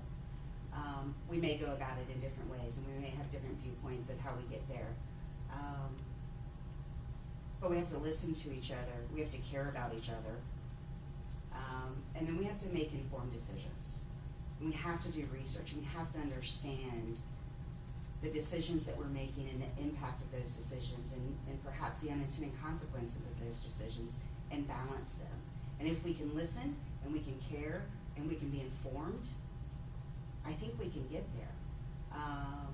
But we can't continue a path of creating solutions that have winners and losers. That's not a path forward for unity. You know, I hear people say that Folly Beach isn't the community that I moved to 15 years ago or 20 years ago. Community is like a family, and families are messy. I mean, they disagree and they fight and they quibble and they, you know. But what you want in your family is for everyone to treat each other with honor and respect. And I think we have to decide on who we are as individuals that live in this community. Who am I going to be as I live in a way that is respectful and honoring of the person who lives next door to me that has a completely opposite viewpoint? I think we all want the same things. We want public safety to be primary. We want our beaches to look terrific and for everyone to want to come. We want our rentals to be managed in a way that keeps the community functioning and rolling. It's not a matter of if, it's just a matter of how. And I think that with very creative minds wanting the best for all the voices on the island, you can get to hows that actually are acceptable to everyone. And so I agree with my other candidates that this is something we have to do as a collaborative effort, not a competition. So yes, yes, yes, yes, yes. Everybody, what everybody has said is absolutely true. You know, we have to, important thing here is, you know, we need to set the tone of leadership that is willing to work together. It's not over here, it's right here in the middle here. And to get there in the middle, it's not easy. You know, you've got to ask those hard questions, do that work, attend those meetings, you know, and there's, you know, this is a very huge divisive issue, short-term rentals in our community, but we've had others that are, you know, that are hard, that were hard, before my time, believe it or not. And, you know, and we made it through, but we also learned something. So, you know, these hard times, you know, we can certainly get through, but we can also, they can make us smarter, it can make us better leaders, it can make us, you know, recall things and ask better questions, and truly expect more from our leaders and from each other. You know, even if we don't agree on something, we can still be neighborly, we can still be helpful, and we can still be respectful, 1,000%. You know, being ready to hit the ground running as soon as this election madness is over is going to be critical. And let's just, you know, and start the work from day one. That's what we need.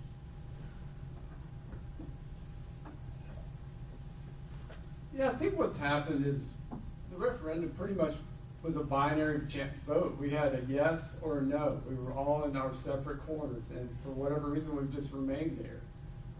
We need to sit down and talk to people we disagree with, have those harder conversations, and come together as a community. And I was thinking about this when you asked the question. I think it was about a month ago, one of our neighbors was driving his golf cart past our house on a Friday afternoon, and he got hit by a car. And I ran out, he's in the road, my wife runs out, 4 of our other neighbors come out. I think Jeanette, you were there, Vince, you were there. And he's laying there, and another neighbor brought water, another person ran back to her house to get her purse so they could get to the hospital. But at that moment, we weren't thinking about short-term rentals, we weren't thinking about anything that divides us. We were a community, we were neighbors. We came together, and that's what this whole community thing's about, is people being there for one another. And I think that's what's so special about Folly.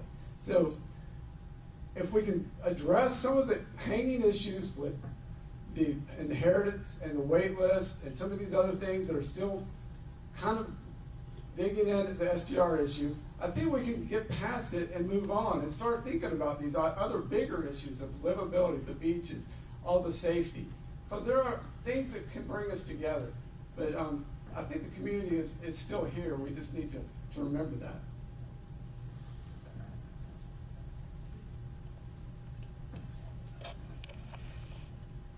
So I think, being involved in marketing and communications for 20 years, I think one of the key issues that the whole world is tinkering with still is social media.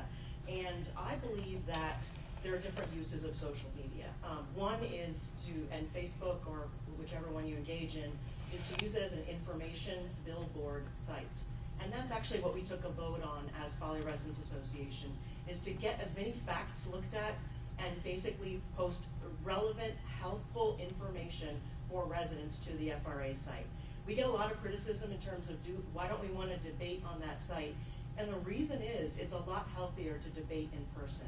Chris and I booked a weekly meet and greet in terms of this campaign, and we thought it was a terrific idea because all we did was meet people on both sides of the issue, and we could debate and talk as human beings and be the Folly wonderful community that we are in terms of having a healthy debate. I think there's a huge difference between a healthy debate and vitriol and personal attacks. A healthy debate is where I'd like to be if I get elected to city council. I've heard Billy tell great stories of how it used to be, where everybody had a tough disagreement and big conflict and a whole healthy debate, and then said, all right, let's go out for beers and have a good time. And that's really where we need to get to as a council and as a city and come back together and do that. In terms of myself, I'm busy with my career and I don't choose to engage on social media and those attacks. And so you don't see me on there very often. I'd encourage you to do the same and get out there and enjoy beautiful Folly.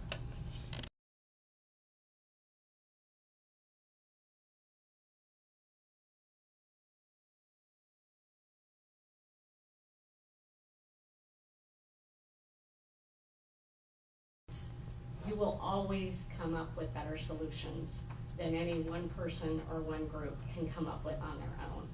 And I think a lot of what has led to this divisiveness is that a lot of people don't feel like their concerns were heard. There was not an opportunity to really come together and to debate the issues, to meet with people, whether it be in small groups that were people of opposing views. We all just kind of got in our own camps.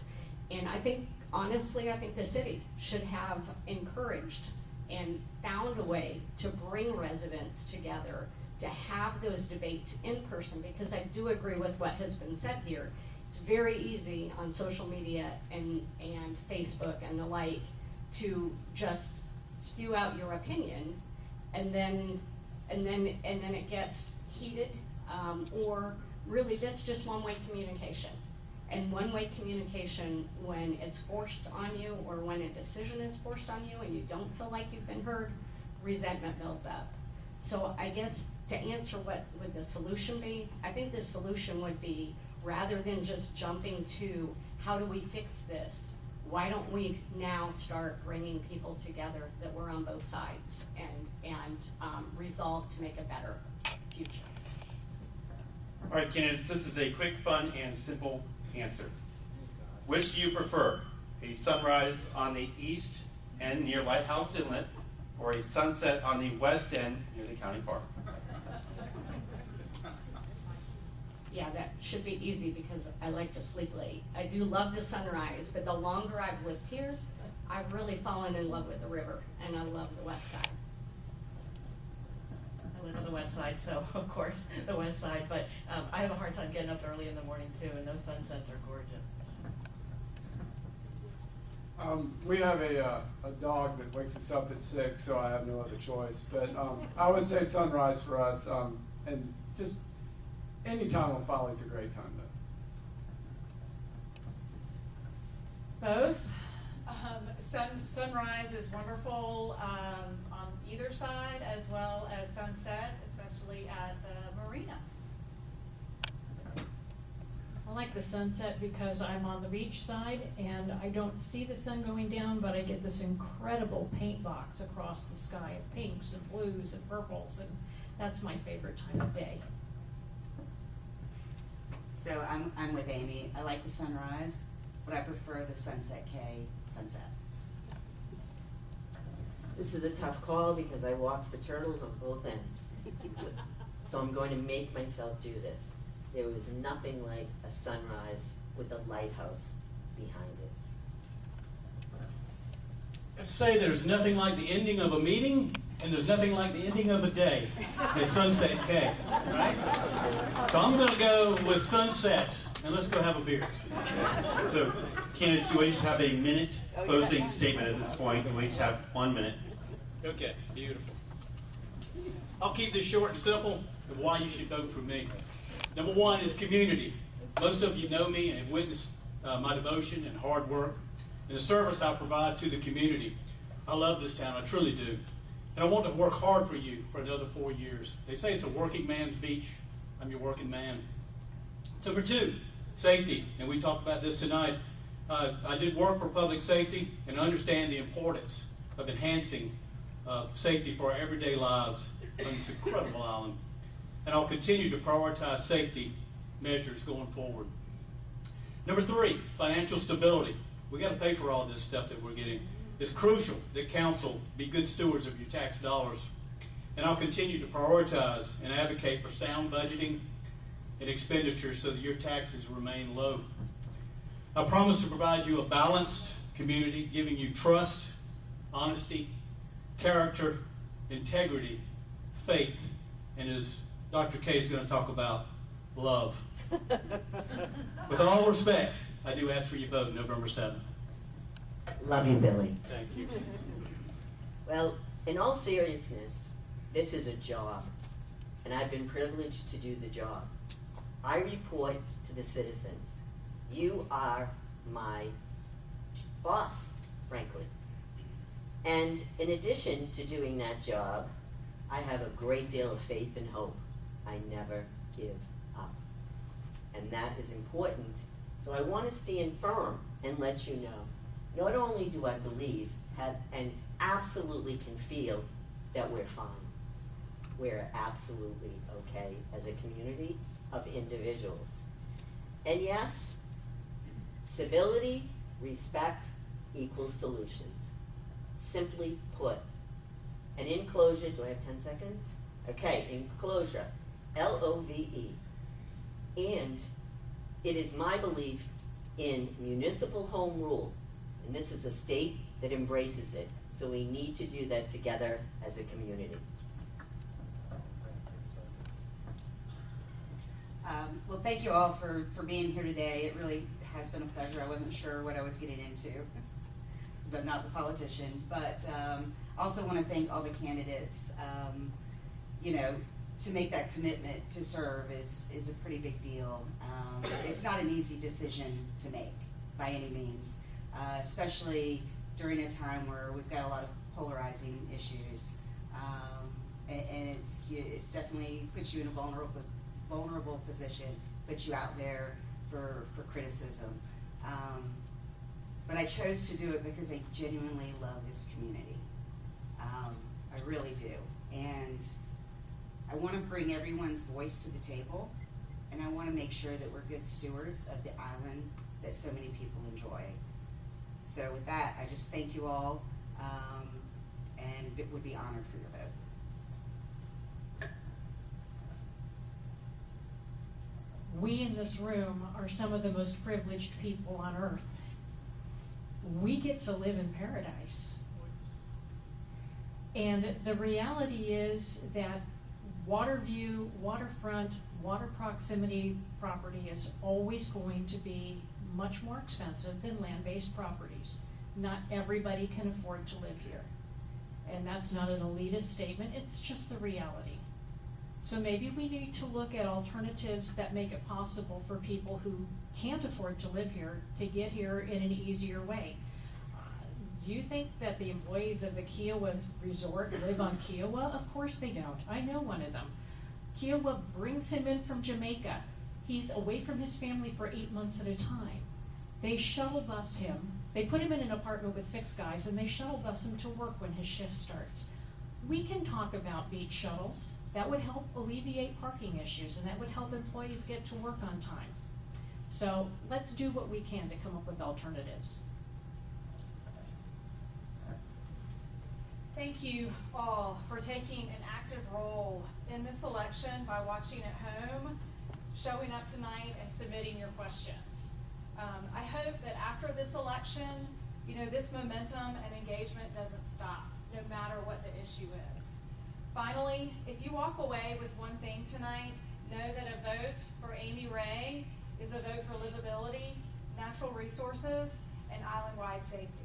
I would be honored to once again have your vote on November 7th. Thank you. Yeah, thank you again for hosting the forum. I think this has been an excellent way for us to be able to put our positions in front of you so that you can make an informed decision. This is a huge election coming up, and it could shape the island for the next 50 years, as we've talked. There are differences among our positions. But I think one of the things that I'd like to see in the next, I don't know, year or so is just we just need to, again, get out of our corners and start having those discussions and look for ways that Folly can celebrate its unique and just its charm. Regarding the SGR issue, no one wants to be having this discussion in 4 years. We need to close the little nagging issues of the inheritance, the wait list, and the other issues, and come to a conclusion on this and start to move forward. And if I'm elected, I will promise you that I will be dedicated to pedestrian safety, parking, finding affordable long-term solutions for public safety and service workers, and maintaining our beaches. We've got to move forward as a community, and I think we can together. Thank you. I love the Folly community, and it's really important to me that we view this as a 4-year job. It is to be taken seriously. It's leadership of the city, and it really helps determine the future of Folly. We talked through a lot of issues tonight, and I can hear there's so much more that everybody wants to talk about. I hope that we've been able to open a dialogue, and you can visit my website at peatsforfolly.com, and you can see what many of the residents really are wanting to focus on, and that's what we would focus on. I don't make up the agenda. I'm really hearing from them. Let's strive to build a city council balance between resident, investor, and business needs. I promise to hear you, bring my experience, and balance the needs of all groups, and be open and transparent in communication. If elected your councilwoman, I'll start with the city's 5-year plan, layer on the great ideas proposed by many of you, and take steps to unify the community. My mission will be to maintain balance, build community, and enhance livability to keep Folly funky, friendly, and livable. I'd be honored to have your vote on November 7th.